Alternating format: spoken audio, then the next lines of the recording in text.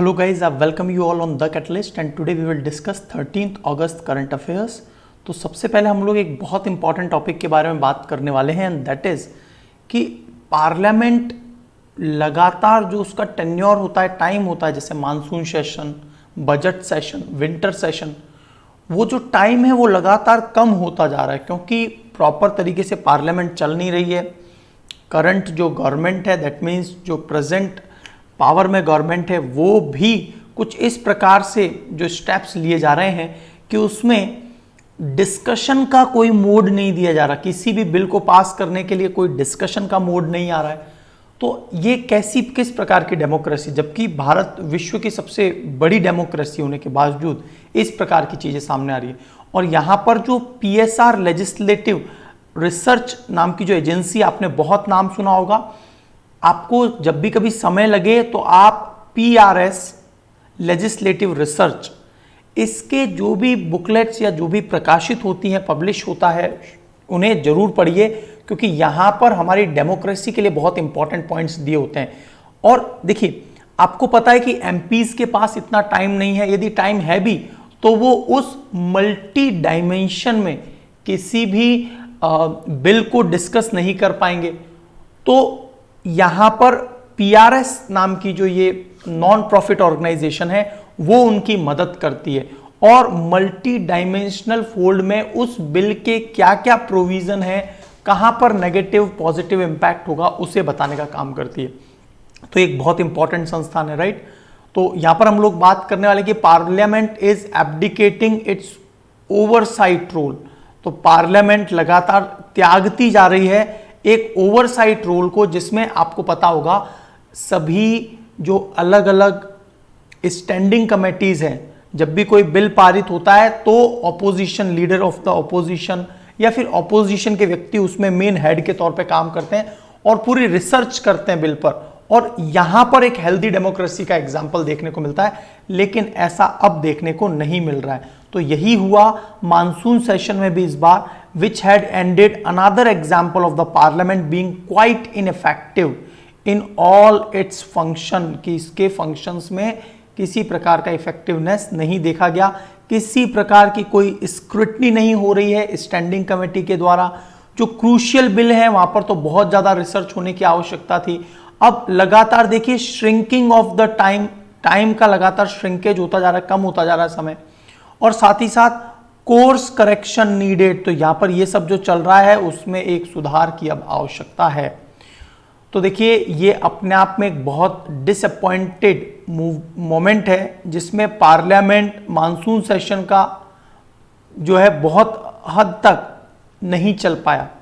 This was the 4th straight session. ये लगातार चौथा सेशन है, मतलब मानसून सेशन पिछला वाला, उसके बाद में मानसून सेशन के बाद में विंटर सेशन, फिर बजट सेशन आया और फिर से ये मानसून सेशन आ गया। लगातार ये चारों में ऐसा ही हुआ। और जो 2019 के बाद से हमारी जो पार्लियामेंट, इस बीच में कई बार ड्यू टू पेंडेमिक पूरी तरह से वहां पर कोरम इकट्ठा हो भी नहीं पाया। तो ये सब के चलते ओरिजिनल शेड्यूल से बहुत ही कम, बहुत ही पहले ओरिजिनल शेड्यूल जो था कि एक डेट तक जो है यहां पर पूरी कार्रवाई होती है, लेकिन एक डेट से पहले ही ये शेड्यूल जो है वो रद्द कर दिया जाता है।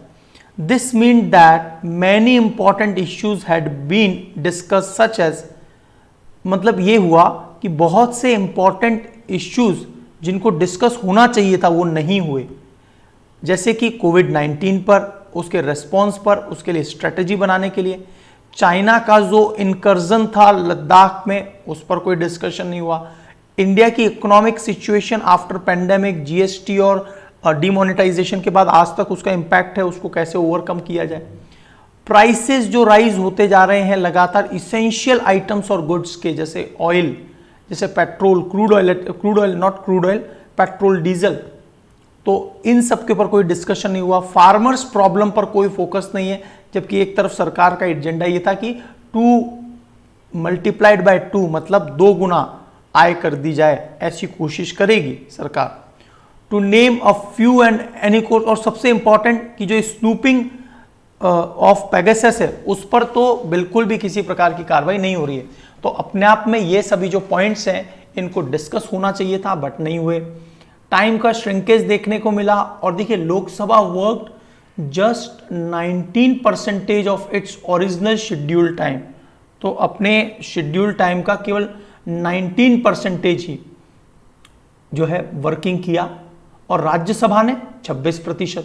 तो आप देखिए शेड्यूल टाइम का कितना कम, आप 90% का मतलब देख लीजिए 1/5 ही टाइम यहां पर कोऑर्डिनेट हो पाया। सो आर्टिकल 93, आर्टिकल जो 93 है वो क्या बोलता है, it provides Lok Sabha to select 2 of its member, जिसमें लोकसभा स्पीकर होगा और एक डेप्यूटी स्पीकर होगा। अब देखिए आज 2019 से आज 2021 हो गया और एग्जैक्टली टू बी प्रेसाइज बात करूं तो कंप्लीट 2 साल हो चुके हैं। Still there is no post of deputy speaker, जबकि कपल ऑफ मंथ में ही हो जानी चाहिए थी। डिस्कशन ऑन बजट, तो ये डेप्यूटी स्पीकर की पोजीशन है। आर्टिकल 93 याद रखना है आपको जरूर, क्योंकि ये चर्चा में क्यों है, ठीक है। लार्ज सप्लीमेंट्री जो बजट इस सेशन में पास किया गया वो केवल 10 मिनट में ही पास कर दिया गया और किसी भी मेंबर्स को बोलने का भी मौका नहीं दिया गया। देखिए जब भी कभी बजट पारित होता है तो पूरे 4 से 5 घंटे अलग अलग पॉइंट्स पर डिस्कशन होता है और उसके बाद में बजट को पारित किया जाता है। लेकिन यहां पर देखिए जो सप्लीमेंट्री बजट था इस सेशन में उसे ओनली 10 मिनट्स के अंदर ही पारित कर दिया गया। गवर्नमेंट ने 20 बिल्स लेकर आई, मोस्टली विदाउट एनी डिस्कशन। 20 जो बिल लेकर आई बिना किसी डिस्कशन के पारित किया गया है, उन पर बिना किसी डिस्कशन के कोई निर्णय नहीं निकला। इस प्रकार की जो पोजीशन है अपने आप में ये बड़ी लेक लस्टर है और स्लुम्बरिंग है। स्लुम्बरिंग का मतलब होता है बहुत लंबी गहरी नींद लेना। तो एक बहुत लंबी सुस्तता, लेथार्जिक पोजीशन पर हमारे पार्लियामेंट जा रही है। आप देखेंगे कहीं ना कहीं डेमोक्रेटिक वैल्यूज भारत की गिर रही है और आने वाले समय में जो इंडेक्स आएगा डेमोक्रेटिक इंडेक्स, उसमें भारत की पोजीशन बहुत ज्यादा गिर जाएगी, क्योंकि जो एक्चुअल डेमोक्रेसी पार्लियामेंट में होनी चाहिए थी वही नहीं है। तो फिर क्या पोजीशन होगी आप सोच सकते हैं। Of the 18 bills passed by Lok Sabha only 1 hour discussion. 18 में से 15 मिनट का एक ही ऐसा बिल था जिस पर डिस्कशन हुआ, बाकी सभी जो है विदाउट डिस्कशन पुश फॉरवर्ड कर दिए गए। Every bill introduced during the session was passed with in the session. और सबसे खास बात क्या होती है, कई बार क्या होता है कोई बिल लाए जाते हैं, मानसून सेशन चल रहा है, यहां पर बिल लाए गए, यहां पर पास नहीं हुए तो अगले सेशन में पास करवाएंगे। लेकिन बिना नेक्स्ट सेशन के यही सब कुछ पास करवा देना बिना किसी डिस्कशन के, अपने आप में क्या है, ये एक डेमोक्रेटिक वैल्यूज को गिरा रहा है, क्योंकि ऑपोजिशन वगैरह का कोई यहां पर सुनवाई नहीं हो रही है। बस चूंकि आज की तारीख में गवर्नमेंट सुपर पावर में है और वो अपने लेवल पर अपने कोरम, उनका जो कोरम है, उनका अपना जो संख्या है, उसके बल पर वो आसानी से कोई भी बिल 50% वाला तो पास ही करवा सकती है अपनी जो है सहयोगी दल अलायंस पार्टी के मदद से। तो इसलिए क्या हो रहा है, कोई स्क्रूटनी नहीं हो रही। ये अपने आप में बड़ा नेगेटिव इंपैक्ट है। Intellectuals are watching this whole, सभी लोग देख रहे हैं ये क्या चल रहा है ना। In the period of 15th Lok Sabha 2009 to 14, 15वीं जो लोकसभा है, मतलब जो यूपीए की गवर्नमेंट वाली, ठीक है, 15वीं का मतलब कौन सा, 2009 से 2014 के बीच में जो यूपीए गवर्नमेंट थी। इस पीरियड में 18% of the bill were passed with in the same session. मतलब समझ रहे, पूरे जो बिल्स हैं केवल 18%। देखिए धीरे धीरे गिरावट कहां देखने को मिलेगी, 18% ही बिल सेम सेशन में पास हुए। अदरवाइज उनको हो सकता है किसी प्रकार का जो बहुत ही इंपॉर्टेंट हम लोग क्या बोलते हैं जैसे अध्यादेश, राइट, ऑर्डिनेंस लाया जाता है, फिर दूसरे सेशन में फिर से उसे बिल को पास करवाने की कोशिश की जाती है। तो 18%, right, were passed with in same session. This rose 33% in 16th Lok Sabha. और फिर देखिए 16th लोकसभा में तो 33% बिल सेम सेशन में पारित हो गए। और अब जो ये 16th है, राइट, और 70% half way through current parliament, और अभी जितने भी बिल पास हुए उसमें से 70% बिल जो हैं सेम सेशन, मानसून सेशन में जो बिल आए उसी में पारित करवा दिए गए। तो अपने आप में कोई स्क्रूटनी, कोई डिस्कशन, कोई स्टैंडिंग कमेटी, कोई भी काम नहीं चल रहा है, बस बिल को पास करवाते जा रहे हैं। तो ये अपने आप में एक प्रकार की डिक्टेटरशिप के फॉर्म कन्वर्ट हो रही है। यस और नो? देखिए, I am not criticising a government, मैं गवर्नमेंट को क्रिटिसाइज नहीं कर रहा हूं, I am criticising the system. जो ये पैटर्न एक बार बन जाएगा तो आने वाली कोई भी political party will also follow the same rule. और यदि कोई पॉलिटिकल पार्टी बहुत बड़े मार्जिन से अगली बार नहीं आई तो आप सोचिए किस प्रकार का एनवायरमेंट हो जाएगा in the parliament. So this is the food of thought, यही सोचने का विषय है। So according to PRS legislative research, the percentage of bill refer to departmentally related standing committee. तो यहां पर देखिए, जो पीआरएस लेजिस्लेटिव रिसर्च जो जिसके बारे में मैं बात कर रहा था आपसे, और ये 2005-6 में बनकर तैयार हुई, मतलब 2005-6 में आई है। क्योंकि देखिए इतने इंटेलेक्चुअल्स एमपीज एमएलएज नहीं होते हैं, तो अलग अलग राज्यों में जो बिल पारित किए जाते हैं या उस बिल के क्या क्या लूपहोल्स हो सकते हैं, उनके क्या इंपैक्ट हो सकते हैं, क्या इंपॉर्टेंट पॉइंट हो सकते हैं और क्या क्या ऐड किया जा सकता है, इस सब पर जो गहरी रिसर्च करती है वह संस्था है पीआरएस लेजिस्लेटिव रिसर्च। तो यदि आप इनके आर्टिकल्स पढ़ेंगे इस वेबसाइट पर जाकर तो वाकई में you will be shock to know कि किस प्रकार से एक्चुअल में पार्लियामेंट में काम चल रहा है। ठीक है, चलिए। तो यहां पर department related standing committees decline from 71% in 15th Lok Sabha. तो यहां पर देखिए डिपार्टमेंट रिलेटेड स्टैंडिंग कमेटी पहले 71% थी, वही 15वीं लोकसभा मतलब 2009 से 2014 के बीच। फिर देखिए ये बिल्कुल गिरता जा रहा है आंकड़ा, 27% ही यहां पर department related standing committee bill को रेफर किया गया, मतलब जो बिल पारित होते हैं वो डीआरएससी को भेजे ही नहीं जा रहे, 27% ही भेजे। और 17वीं लोकसभा में तो सेम सेशन में कुछ ही मिनटों में पारित करवा दिया गया, केवल 11% डिपार्टमेंट रिलेटेड स्टैंडिंग कमेटी। तो इनका फायदा क्या है? हम लोग इतना अच्छे से डिटेल में डिपार्टमेंट रिलेटेड स्टैंडिंग कमेटीज के बारे में पढ़ते हैं, और this are the real democratic values यहां से है पार्लियामेंट की, यही टूटती जा रही है। तो अपने आप में gradual marginalisation of the parliament committee, तो पार्लियामेंट कमेटी लगातार गिरती जा रही है, केवल PMO prime minister office powerful होता जा रहा है बस। तो ये एक भारत जैसे डेमोक्रेटिक कंट्री के लिए it is not a good signal, ये एक अच्छा साइन नहीं है। ठीक है, चलिए अगला एक बहुत इंपॉर्टेंट लोकेशन पर बात करने वाले हम लोग, त्रिस्टान दा कुन्हा।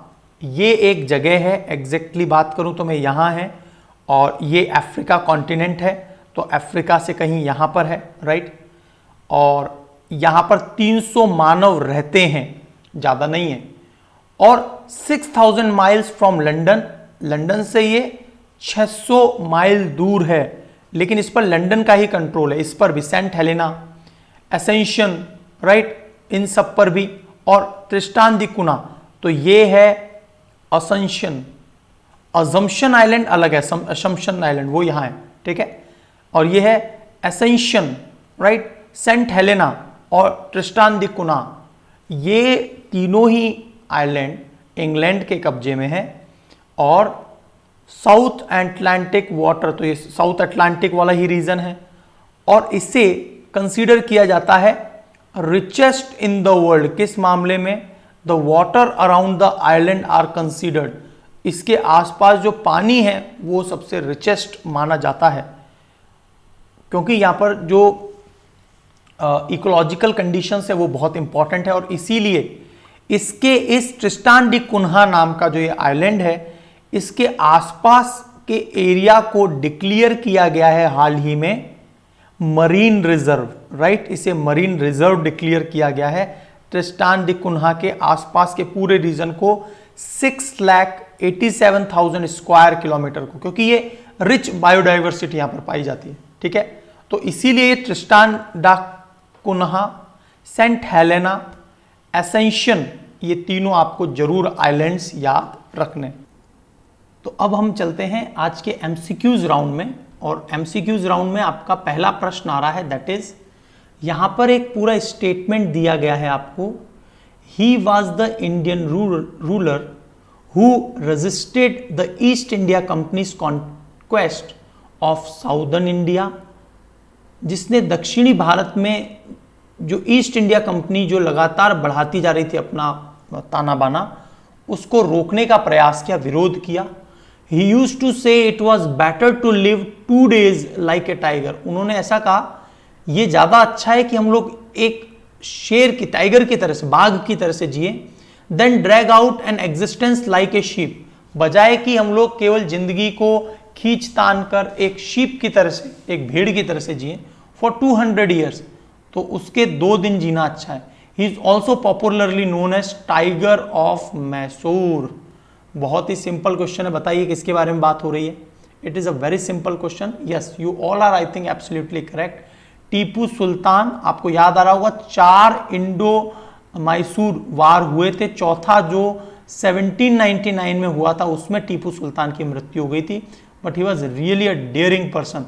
और टीपू सुल्तान का आपको याद आ रहा होगा रॉकेट्स वगैरह भी बना दिए थे, बहुत एडवांस टेक्नोलॉजी, अपने इरा से बहुत ही फॉरवर्ड सोच रखने वाले एक ये राजा थे टीपू सुल्तान, राइट। तो टीपू सुल्तान मैसूर, मतलब मैसूर के किंग थे, टाइगर ऑफ मैसूर के नाम से जाना जाता है। ये सबसे बड़े पुत्र थे सुल्तान हैदर अली के। And in the wider national narrative, Tipu has so far been seen as a man of imagination, courage, brilliant military strategist who in the short reign of 17 year, 17 साल के उनके टोटल कार्यकाल में, mounted the most serious challenge and company faced in India. तो जो east India company है उसको बहुत ज़्यादा परेशानी झेलनी पड़ी इनके दौरान। अभी हाल ही में सुप्रीम कोर्ट ने एक बहुत इंपॉर्टेंट फैसला, बहुत तो कई समय से सुप्रीम कोर्ट ये फैसला दे रहा है कि जो conjugal rights are the rights created for marriage relationship, conjugal rights वे अधिकार हैं जो क्रिएट किए जाते हैं मैरिज रिलेशनशिप के लिए, वैवाहिक अधिकार विवाह संबंधों के लिए बनाए गए अधिकार हैं। Special marriage act 1954 provides for restitution of conjugal rights. Restitution का मतलब फिर से बहाली कर देना। वैसे आपको ये बिल्कुल नया प्रश्न लग रहा होगा, लेकिन सुप्रीम कोर्ट ने समय समय पर यह बात कही है कि जो कंजुगल राइट्स है वो बहुत इंपॉर्टेंट है। 2 अलग अलग परिवार के लोग या 2 अलग अलग समाज के लोगों के कारण जब एक पति और पत्नी, मतलब उनकी जो शादी होती है, और उसमें से किसी कारण से एक तलाक देना चाहता है, एक छोड़कर चला जाता है, तो सरकार, तो ये जो कोर्ट है वो ये फैसला देती है कि आपको साथ में ही रहना होगा, आप इस प्रकार से छोड़कर नहीं जा सकते। यहां पर बहुत से प्रोविजन ये बोले कि यदि पत्नी को के ऊपर कई प्रकार के, यदि पति आरोप लगा रहा है या फिर पत्नी ये बोलती है कि वो मुझे मारता पीटता है, तो उन सभी केस में बात अलग है। अदरवाइज कोशिश ये की जाती है कि दोनों साथ में रहें। तो यही है कॉन्जुगल राइट्स, जिसमें कोर्ट भी इस संदर्भ में साथ में रहने का फैसला देती है। हाँ, कोई स्पेशल ऐसा केस है कि जिसको प्रताड़ित किया जा रहा हो, जला के मारने की कोशिश की हो, इस प्रकार के जो केसेस होते हैं, उस केस में जरूर कभी भी कोर्ट इस प्रकार का फैसला नहीं देती कि आप साथ में रहें, अदरवाइज, ठीक है। तो यहां पर अधिकारों की बहाली का प्रावधान है, मतलब पुनः जो है उनको साथ में ही रहना चाहिए, विशेषकर तब जब एक पति और पत्नी और एक बच्चा इनका हो जाए, तो who will care this child. तो इसलिए इस बच्चे के कारण, उस समाज के कारण इन्हें साथ में रहना चाहिए, यदि कोई एक्सटर्नल बहुत ज़्यादा प्रॉब्लम नहीं है, अनावश्यक रूप से कोई भी एक दूसरे को छोड़कर नहीं जाए। तो ये प्रोविजन है बोथ 1 and 2, दोनों ही स्टेटमेंट सही हैं, ठीक है।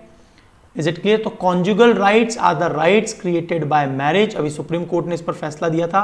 राइट ऑफ हस्बैंड और the wife to the society of the other spouse, कि भाई एक दूसरे पर जो है इनको जो है साथ देना होगा। प्रोविजन फॉर द रेस्टिट्यूशन, और बहाली, फिर से बहाली कर दिया जाए, मतलब पुनः साथ में रहें।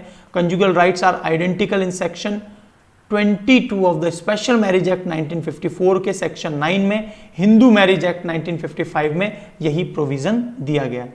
कोशिश ये की जाती है कि सेपरेशन ना हो, कोई मतलब सीरियस रीजन ना हो, उसके बिना ऐसा नहीं होना चाहिए।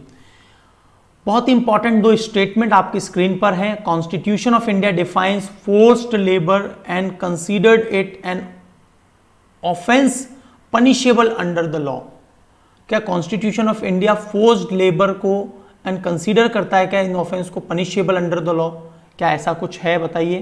And article 24 of the Indian constitution explicitly prohibits criminalised human trafficking and forced labour. और क्या आर्टिकल 24 एक्सप्लिसिटली मतलब बाह्य रूप से, यू के एक्सप्लिसिटली का मतलब स्पष्ट रूप से, क्लियरली विजिबल है कि वो रोकता है, मनाही करता है criminalisation of human trafficking and forced labour. बताइए क्या स्टेटमेंट सही है और कौन सा गलत है?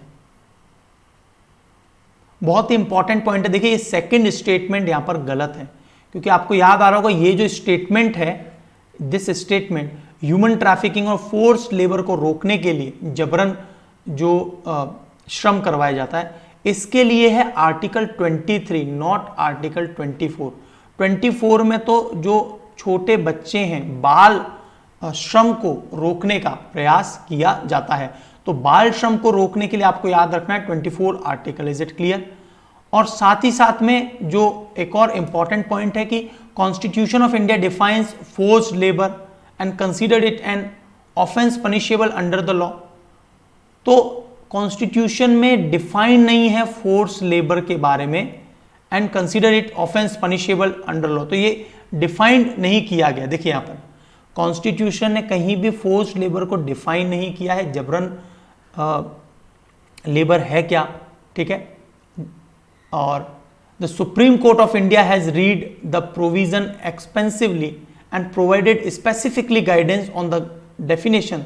और ये जो डेफिनेशन है वो हम लोग कहां से लेते हैं? People's union for democratic rights versus union of India and others.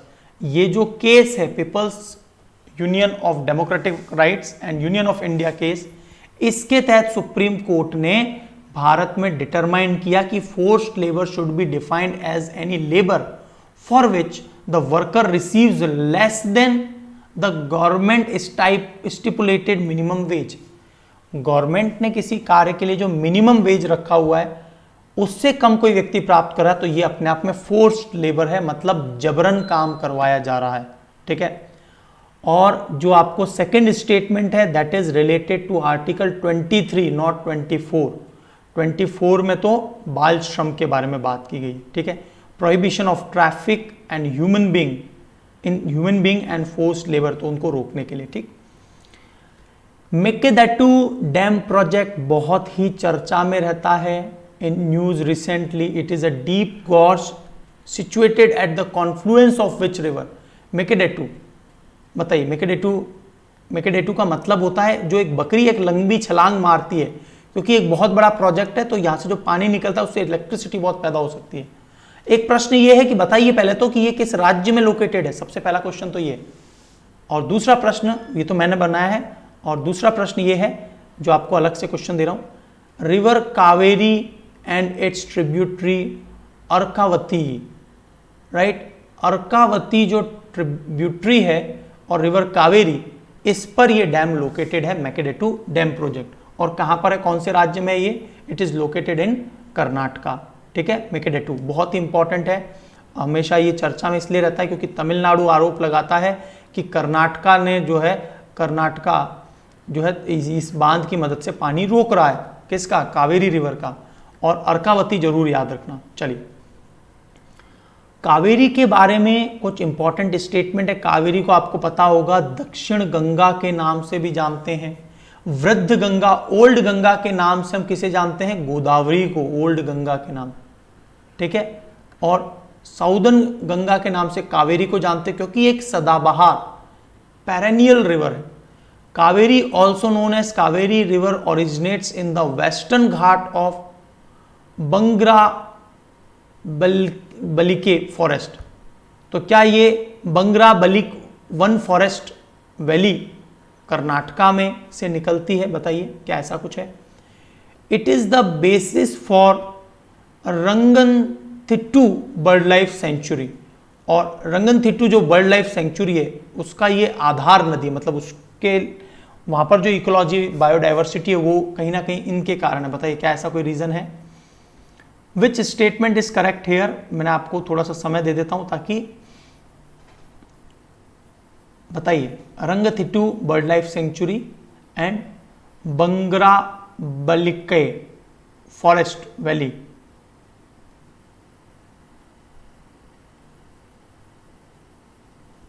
यहां पर आपको याद रखना है बंगराबलिके फॉरेस्ट वैली से नहीं निकलती है ये, it comes out from Brahmagiri. आप लोगों ने जरूर पढ़ा होगा ज्योग्राफी में ब्रह्मगिरी, ब्रह्मगिरी, राइट, ब्रह्मगिरी। और बिल्कुल ये सही है एकदम स्टेटमेंट, रंगथिट्टू बर्ड सेंचुरी। तो पहला स्टेटमेंट यहां पर गलत है, second statement is absolutely correct here, right, second statement बिल्कुल सही है। और ये कर्नाटक राज्य से ही निकलती है, ब्रह्मगिरी से, वेस्टर्न घाट में से, ठीक है, वेस्टर्न घाट से निकलती है बिल्कुल। इसका जो सबसे ज्यादा एरिया जो है ना वाटर का, मतलब we can say the basin area, river basin सबसे ज्यादा है तमिलनाडु में। लेकिन कर्नाटका वगैरह आपको याद आ रहा होगा कि जो कावेरी अवार्ड, कावेरी जो डिस्प्यूट का अवार्ड दिया गया था, अवार्ड का मतलब जो फैसला दिया गया, तो कर्नाटका में क्या पानी की बहुत कमी हो रही है, विशेषकर बेंगलुरु में, तो उसको स्पेशल वाटर अलोकेट किया गया है कावेरी का। और अभी भी ये डिस्प्यूट सुलझता हुआ नजर नहीं आ रहा है, रिवर डिस्प्यूट है ये अपने आप में।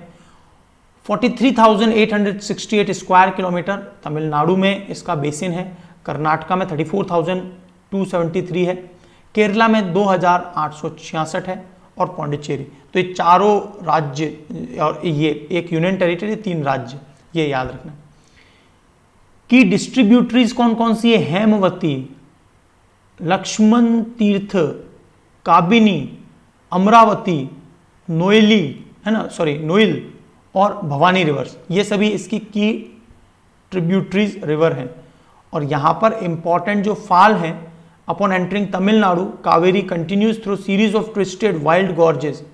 और यहां पर ये नाम आपको याद रखना है, होंगेनकल फॉल, ये एक इंपॉर्टेंट गॉर्ज है। Mettur dam was constructed for irrigation और hydel power in Tamil Nadu, Tamil Nadu के मैट्यूर डैम को याद रखना। साथ ही साथ में Srirangapatna, the Kaveri is the basis of Ranganathittu bird life sanctuary का ये आधार नदी के रूप में है, इसके बिना इकोलॉजी वहां प्रॉपर नहीं होगी। हाल ही में चर्चा में आए हैं बहुत से मिशन, जैसे होप मिशन, क्या ये इजराइल का मिशन है? बताइए। तियानवेन-1, क्या ये चाइना का मिशन है? मार्स ओडिसी ऑर्बिटर, क्या ये फ्रांस का मिशन है? बताइए। बहुत ही सिंपल क्वेश्चन है, कौन सा स्टेटमेंट सही है? देखिए, होप मिशन बिल्कुल गलत, इजराइल का नहीं है। तियानवेन-1 बिल्कुल सही बात है, मार्स पर, मंगल पर भेजा गया है ना। आपको 3 मिशन याद रखने, द होप, या फिर इसका नाम ही है अल अमल मिशन, अल अमल, ये भेजा था यूएई ने, यूनाइटेड अरब एमिरेट ने, इसीलिए ये गलत हो गया। तियानवेन-1 मिशन चाइना के द्वारा भेजा गया, कहां पर? मार्स पर, राइट, ये भी कहां भेजा गया है? मार्स पर। और एक और मिशन है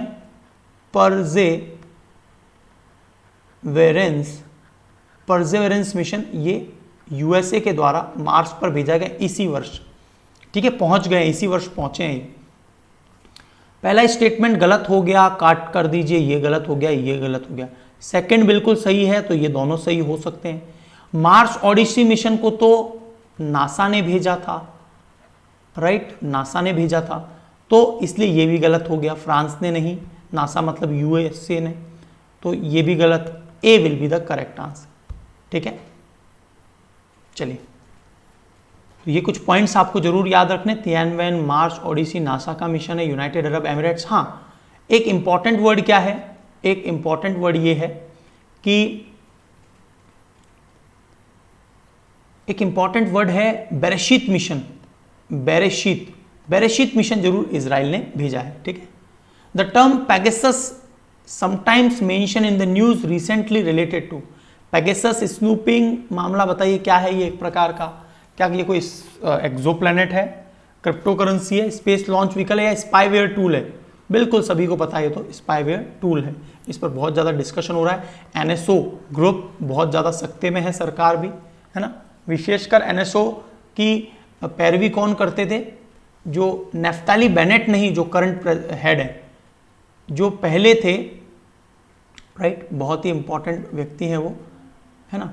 तो प्रीवियस जो प्रेसिडेंट थे उनके द्वारा ये किया जाता है, ठीक है। चलिए, उन्होंने इसको बहुत ज़्यादा सपोर्ट किया, और जो भी किसी भी कंट्री का जो हेड ऑफ द कंट्री आते थे उनको ये प्रोवाइड किया गया कि आप अपने देश में इस सॉफ्टवेयर की मदद से क्या कर सकते हैं, किसी के ऊपर भी जासूसी कर सकते हैं। तो जब जब जिसने विजिट किया, पीएम मोदी ने किया, किसी भी व्यक्ति ने किया, उनको इसका सपोर्ट दिया गया इनके द्वारा, और ये जो है इस प्रकार से कमाई करते रहते थे, ठीक है। और मैंने आपको ये पूरा का पूरा स्टेटमेंट वगैरह पेगासस के बारे में डिटेल में बात किया हुआ है, आपको सब कुछ याद आ ही रहा होगा। कदम्बिनी गांगुली, बहुत ही इंपॉर्टेंट नाम है। कदम्बिनी गांगुली का क्या हुआ था? अभी डूडल प्रकाशित किया गया था। डूडल, डूडल क्या होता है भाई? गूगल डूडल प्रकाशित करता है, आपको पता है ना, और डूडल में इनके चित्र वगैरह आते हैं। तो कदम्बिनी गांगुली, क्या ये पहली महिला थी to practice medicine in India, जिसने मेडिसिन मतलब कि दवाइयों पर अभ्यास, चिकित्सा पर अभ्यास करना शुरू किया था? सेकेंड स्टेटमेंट है, she established all India women's conference, AIWC इन्होंने ही बनाई थी। बताइए क्या स्टेटमेंट सही है कदम्बिनी गांगुली के बारे में? बिल्कुल सही है। पहली महिला जो डॉक्टर के रूप में बनी भारत की, वो यही है, Kadambini Ganguly. All India women's conference में जो आज की तारीख में हम लोग जो जनगण मन गाते हैं, जैसे जन गण मन अधिनायक जय हे, ये जो पूरा जो वे है गाने का, जो लयबद्धता है, क्रम है, राइट, ये दिया था कदम्बिनी गांगुली ने। Is it clear? तो इन्होंने इसकी स्थापना नहीं की थी, और यहां पर रविंद्रनाथ टैगोर भी आए थे, ठीक है। तो कदम्बिनी गांगुली 160 बर्थ एनिवर्सरी थी, first women doctor of India country की। ब्रह्म फैमिली में 1861 में इनका जन्म हुआ था, ठीक है। Champion of the women right, महिलाओं के अधिकार के लिए बहुत लड़ती थी। उन 6 महिलाओं में से एक थी जो इंडियन नेशनल कांग्रेस का जो पहला फर्स्ट ऑल वुमेन डेलीगेशन हुआ था, उसमें 6 महिलाओं में से ये भी एक थी। देख लीजिए कितनी एडवांस होंगी। मार्गरेट एलिजाबेथ कजिन्स, इन्होंने स्थापित किया था ऑल इंडिया वुमेन्स कॉन्फ्रेंस, और यहां पर जनगण मन की जो ये कंपोजिंग ट्यून है वो इनके द्वारा दी गई थी। ड्यूरिंग दिस रविन्द्रनाथ टैगोर ने भी वहां शिरकत दी थी। 1919 की बात आ रही है, फरवरी, ठीक है। चलिए, है ना। तो ऑल इंडिया वुमेन कॉन्फ्रेंस जो है, इसकी स्थापना मार्गरेट एलिजाबेथ ने की है, ना कि कदम्बिनी गांगुली ने। सेकेंड लास्ट क्वेश्चन आपकी स्क्रीन पर है। He was first to give call for Swaraj as India for Indians. Swaraj के तौर पे, मतलब भारत अपना देश है, और उसके लिए उन्होंने बोला इंडिया भारतीयों के लिए, भारत भारतीयों के लिए। ये बात किसने कही? प्रेसिडेंट भी रहे ये, द प्रेसिडेंट एस राधाकृष्णन ने तो उन्हें makers of the modern India के नाम से भी बुलाया, एज डिड और श्री औरबिंदो घोष जो है, उन्होंने भी उनको maker of the modern India के रूप में बुलाया। बताइए कौन है ये? गोपाल कृष्ण गोखले, दयानंद सरस्वती, बाल गंगाधर तिलक या विपिन चंद्र पॉल। सो ये जो इंडिया फॉर इंडियंस, ये सब बातें दयानंद सरस्वती ने की थी, बहुत ही इंपॉर्टेंट व्यक्ति रहे, है ना। आर्य समाज की स्थापना इन्होंने की। Makers of the modern India actually हम लोग किसे जानते हैं? राजा राम मोहन राय को। लेकिन एस राधाकृष्णन और अरबिंदो, है ना, एस राधाकृष्णन भारत के सेकंड प्रेसिडेंट, फर्स्ट कौन थे? डॉक्टर राजेंद्र प्रसाद थे, राइट। तो A is the correct answer here. First to give call the Swaraj as India for Indians in 1876 में इन्होंने कह दिया था। A call later taken up by Lokmanya Tilak, बाद में लोकमान्य तिलक इसे यूज किया करते थे। He believed in infallible authority of Vedas, कि वेद जो हैं वो कभी न हराए जा सकने वाले, मतलब, है ना, वेद सबसे महान ताकत बताई। वैदिक आइडियल्स फॉर ब्रह्मचर्य सेलिबेसी के लिए, गॉड को डिवोशन के लिए उन्होंने बात कही। Makers of the modern India का वैसे राजा राम मोहन राय को हम लोग जानते हैं maker of the modern India के रूप में, क्योंकि उन्होंने बहुत से जो है रिफॉर्म्स किए हैं सती प्रथा वगैरह के लिए एटसेट्रा। तो बता दीजिए राजा राम मोहन राय ने किसकी मदद से सती प्रथा खत्म की थी, कौन थे गवर्नर जनरल ऑफ इंडिया। यहां पर कुछ रिवर्स दी गई हैं, हेमावती, शिमशा, स्वर्णवती और अर्कावती। आपको यह बताना है कि इनमें से कौन सी कावेरी की लेफ्ट बैंक ट्रिब्यूटरी है और राइट बैंक ट्रिब्यूटरी क्या होता है, बताइए क्या होती है लेफ्ट बैंक, क्या होती है राइट बैंक। ये कोई रिवर जा रही है इस दिशा में, तो यहां से जो नदी जुड़ रही हैं ये कहलाएंगी इसकी लेफ्ट बैंक ट्रिब्यूटरी, और ये जो ट्रिब्यूटरी कहलाएंगी वो राइट बैंक ट्रिब्यूटरी कहलाएंगी। अब बताइए कावेरी रिवर क्या है, कावेरी रिवर में कौन कौन सी इसकी लेफ्ट बैंक ट्रिब्यूटरीज हैं। सो पॉज कर लीजिए, अच्छे से आंसर दीजिए।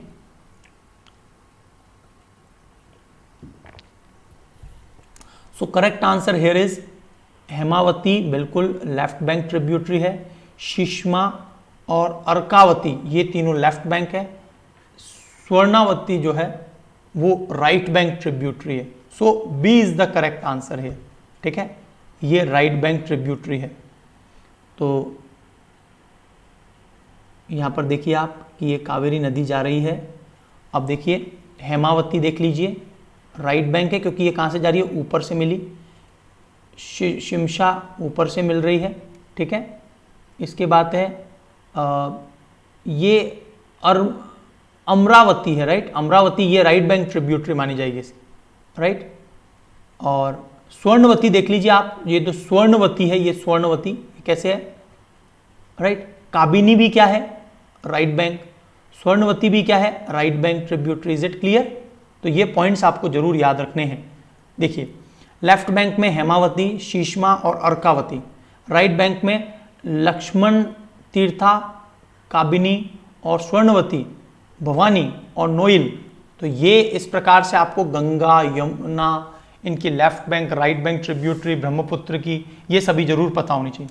जब रिवर इधर मुख कर लेगी तो ये क्या हो जाएगा बताइए, ठीक है, इस दिशा में जाएगा तो रिवर्स हो जाएगा, इस दिशा में जाएगा तो ये कुछ पॉइंट्स आपको याद रखने, लेफ्ट राइट के दिशा के अनुसार होते हैं। तो आई थिंक आपको ये सारे पॉइंट्स एकदम क्लियर हो गए होंगे। सो आज के लिए इतना ही, thank you so much, God bless you all everyone.